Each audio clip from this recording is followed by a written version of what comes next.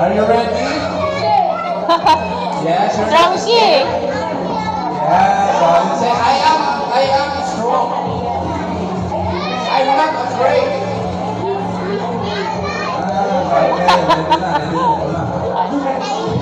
Alright, ready guys? 1, 2, 3. Where is your favorite hand, Natasha? Left or right? Right. Okay, we'll put this one as your right hand on the hole. Sit down guys, so that they can Down. Alright, ready? And I will count 1, 2, 3. 1, 2, 3. And then your hands will be 3. Okay? Are you ready? Ready. Where is your mom? Where is your mom?